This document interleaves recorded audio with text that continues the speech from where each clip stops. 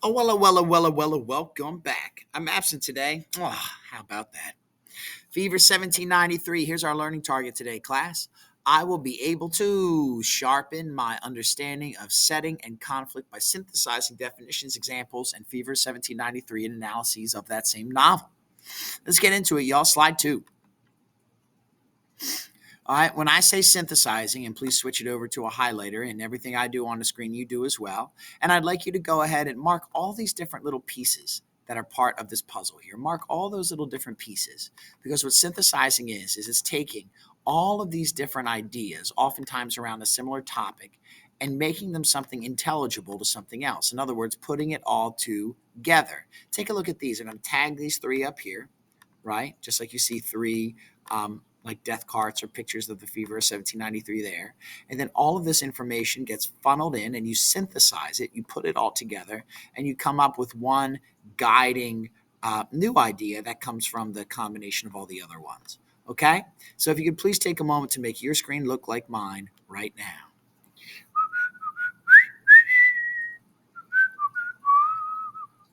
Thank you for pausing it and thank you for resuming it. Here we go to slide three. Just a reminder that for those of you who are unprepared for class today and don't have a working computer, we've got a nice worksheet all ready for you to go. It involves words like grip, skirmish, placid, fetid, scurrilous, yellow fever, and colonial. You can take care of that side one and side two should the sub choose to do that instead with everybody, and there's enough copies. Of course, be my guest. Slide four, please. Based on this Google search, what kinds of people, ideas, and images are most striking for this yellow fever search? Rank the top three most interesting pictures and drag the exclamation point to the most relevant to this month's class discussion.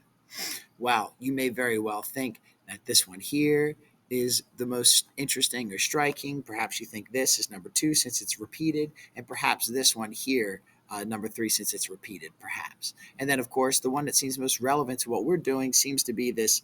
Oh, I don't know. I like this one. Kind of, it looks like we're blaming other people. Barbados. There we are. So take a moment. Perhaps you agree with me, perhaps not, but please drag your one, two, three, and exclamation point on slide four now.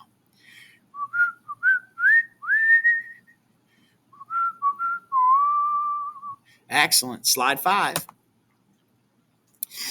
Here we have the word grip. Choose one of the following draggables to examine the connotation for the word grip. Grip. Lady Penelope hosted a grand party, but a sudden chill and whispers about the grip outbreak at a nearby estate worried the guests. Staying calm, she made sure everyone was well cared for. With her quick thinking, she placed fragrant herbs around the room, handed out scented handkerchiefs and sanitizing wipes, and arranged for the party so guests could talk without being too close. Her careful planning ensured the evening remained both safe and enjoyable.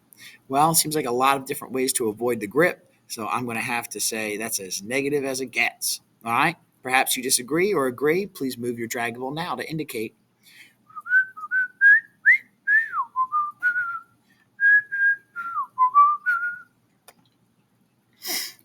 Once again, we're ranking the three most interesting pictures, and if you could pretty please find the one most relevant to the class discussion.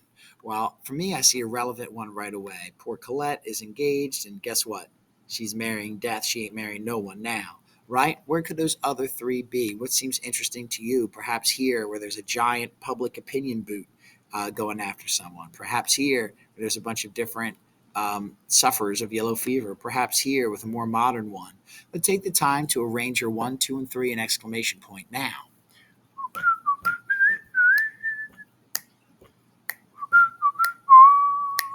Nice work. Plague. Choose one of the following draggables on slide 7 to examine the connotation for the word plague. Plague, it's a noun. As Lady Penelope hosted a grand party, a sudden chill and whispers about the grip and the plague at a nearby estate worried the guests.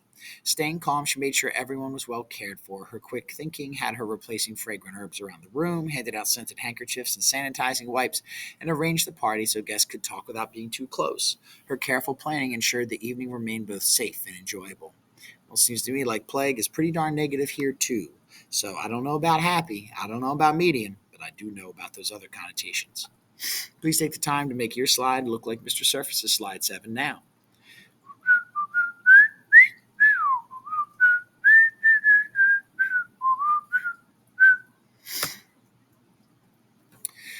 Based on this Google search, what kinds of people, ideas, and images are most striking for this yellow fever search? Rank the top 3 most interesting pictures and drag the exclamation point to the most relevant to this month's class discussion. Please take the time to drag your 1, 2, 3, and exclamation point to the different pictures about yellow fever. Please do so now.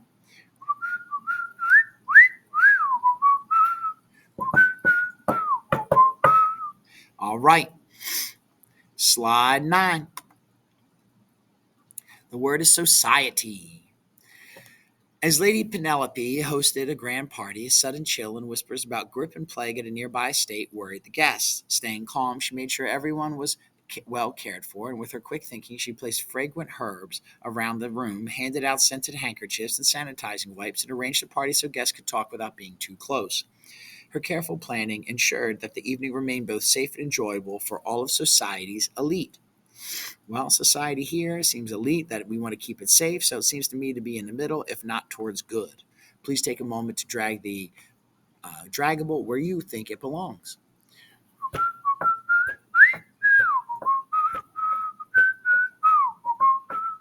Excellent. Slide 10. Let's examine some custom art that matches society, plague, and fever. List three things that you notice about the painting. Well, let's have 3 different sentence starters here. I notice 1, 2, and 3. There we are, slide 10. Please take the time to say what are the 3 things that you notice about this picture now.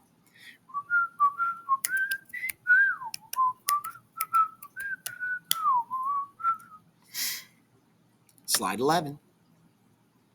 Influenza. Flu, also called influenza, is an infection of the nose, throat, and lungs, which are part of the respiratory system.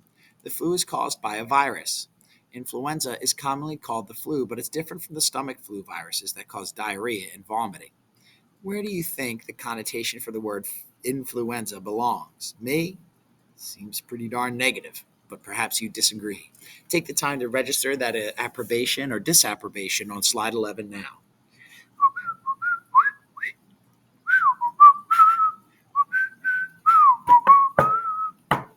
Excellent. Slide 12, please.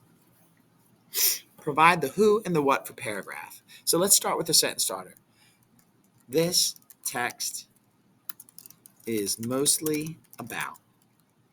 And you're going to want to figure out who it's mostly about and what about that who. Let's take a moment to read slide 12 together now. In chapters 3 through 8 of the book Fever, 1793, we see life through the eyes of a young girl named Maddie Cook. Maddie lives in Philadelphia with her mother and grandfather, and they run a coffee house. At first, everything seems normal, and Maddie dreams about turning the family coffee house into the finest business in the city. She spends her days working hard, but she also enjoys her time with friends like Polly, a servant girl, and her crush, Nathaniel. However, things start to change when Polly dies suddenly, and there are rumors of a fever spreading through the city of Philadelphia. This makes everyone nervous and unsure about what the future holds. As the chapters progress, the fever begins to spread quickly, and more people in Philadelphia start getting sick. Maddie's mother falls ill, which scares Maddie and her grandfather, and they decide to leave the city to escape the fever, hoping to stay safe in the countryside. This part of the story shows Maddie's bravery and the challenges she faces as she deals with fear and uncertainty brought by the fever. Despite the difficulties, Maddie remains strong and determined to protect her family, demonstrating her growing maturity and resilience. Please take the time to identify the who and the what for these 2 paragraphs. Please do so now.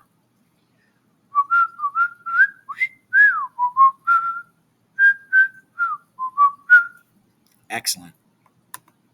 Slide 13. This text is mostly about, and here we have who, and we have our what. Let's read slide 13 together and then give me the who and the what these paragraphs are about. In chapters 3 through 8 of Fever, 1793, we join Maddie Cook, a spirited young girl in Philadelphia. Maddie helps her mother and grandfather run a bustling coffee house, dreaming of its future success. Her days are filled with hard work and laughter with friends like Polly, a devoted servant, and Nathaniel, Maddie's crush. However, the city's atmosphere changes drastically when Polly tragically succumbs to a sudden illness, sparking rumors of a spreading fever. As the chapters unfold, the once vibrant city is gripped by fear as the fever spreads rapidly. Maddie's world is turned upside down where her mother falls ill, forcing Maddie and her grandfather to make a difficult decision: flee the city in search of safety. The journey is fraught with uncertainty, and Maddie must summon her courage to face the challenges ahead. Despite the chaos, Maddie's determination to protect her family shines through, showcasing her resilience in the face of adversity. Amidst the turmoil, Maddie's journey becomes a testament to the strength of the human spirit. She encounters kindness and compassion along the way, reminding her that even in the darkest times there is hope. As Maddie navigates the uncertainty of the fever ridden city, she learns valuable lessons about resilience, perseverance, and the importance of community. Her story resonates with readers, inviting them to join her on a journey of courage and resilience in the face of adversity. Please take the time to summarize, or I'm sorry, not summarize, but to provide the who and the what or the main idea for these three paragraphs now.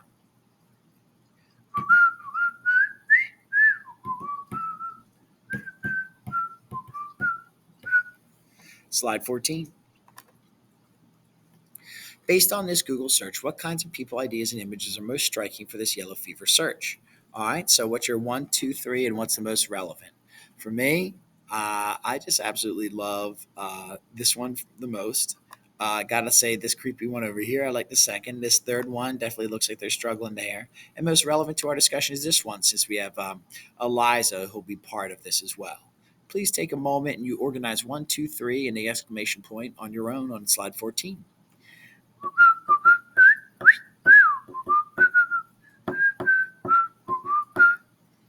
Slide 15. Let's do the same thing again. Rank the three most interesting pictures and the one that you think is most relevant to Fever 1793 now.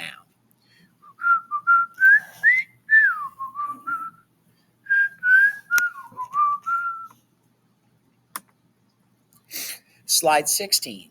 Please take the time to rank the three most interesting pictures here and to put an exclamation point next to one most relevant to class discussion this week. Please do so now.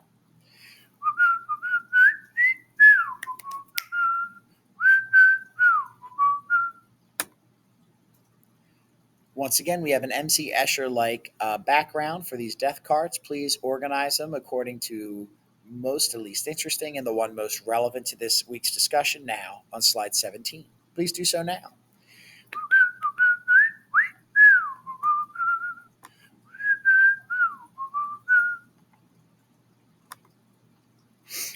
Here on slide 18, you'll see that we have a more colorful MC Escher like pattern to go along with the yellow fever and the death cards that accompany it.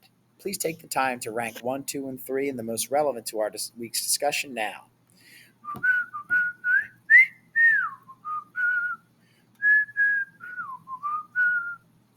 Slide 19. Based on this Google search, what kinds of people, ideas, and images are most striking from this yellow fever search? Rank the top three most interesting pictures and drag the exclamation point to the that's most relevant to this month's class discussion. Please take the time to drag 1, 2, 3 and the exclamation point now.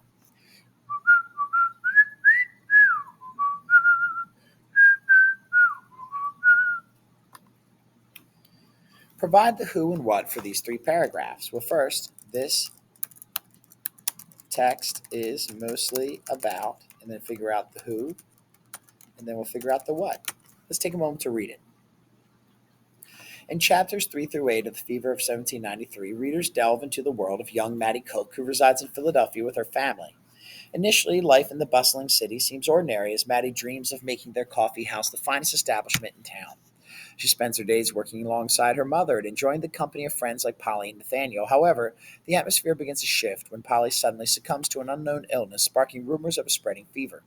This uncertainty casts a shadow over the city, leaving Maddie and her family apprehensive about what lies ahead.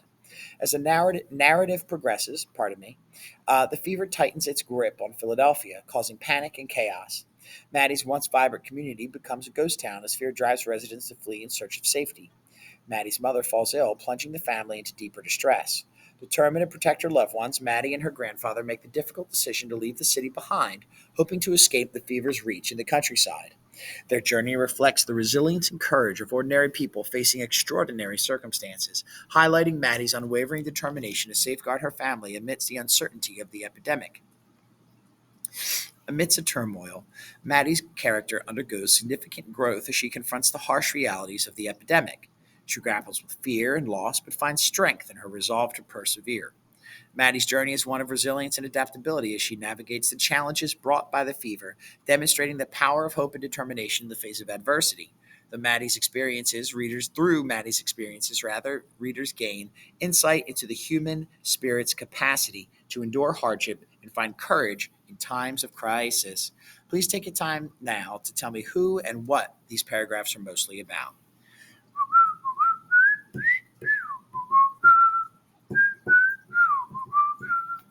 Excellent work. Slide 21. Just a reminder, if we're done the video before and we have been pausing it with fidelity, well, then we are just going quick, way to be. Please make sure that you work on that homework sheet now. All right, here on the last slide 22, you're providing the who and the what for the final time for these three paragraphs. Let's write that sentence starter first. This text is mostly about who and what. Take a moment to read silently as I read out loud. In chapters 3 through 8 of Fever 1793, readers join Maddie Cook on a journey through the bustling streets of Philadelphia. Maddie, a spirited young girl, dreams of transforming her family's coffee house into the talk of the town. She spends her days working alongside her mother and grandfather, enjoying the camaraderie of her friends like Polly and dreaming of a brighter future. However, the city's atmosphere begins to shift when rumors of the fever circulating through Philadelphia surface, casting a shadow over Maddie's once vibrant world. As the fever tightens its grip on the city, Maddie's life takes a drastic turn. The sudden death of Polly sends shockwaves through her community, leaving Maddie and her loved ones reeling. With each passing day, more and more people fall victim to the illness, and fear permeates the streets.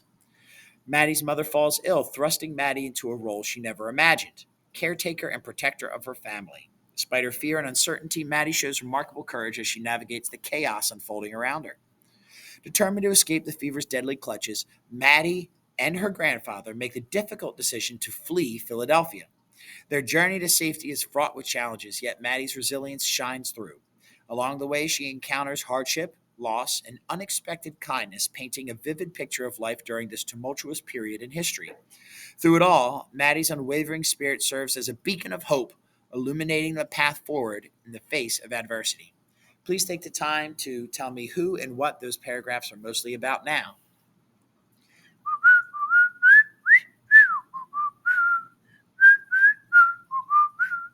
That's slide 22, the final slide. It's likely class is ending. Please make sure all is cleaned up. All the pencils are back in Napoleon's barrel, and we are just all set to go on to our next class. Nice job, gang. See you soon.